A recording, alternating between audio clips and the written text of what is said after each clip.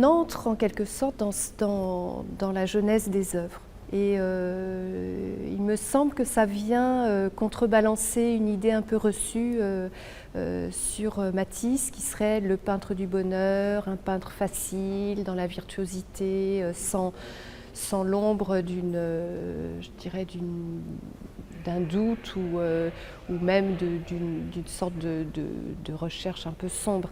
Alors qu'en fait, Matisse est un peintre obsessionnel, est un peintre qui est constamment dans le doute. Il peint un même motif sur 2 toiles, voire 3 toiles différentes, qui sont bien souvent au même format et qui sont peintes dans la même séquence temporelle, c'est-à-dire quasiment au même moment, ou en tout cas de manière parallèle.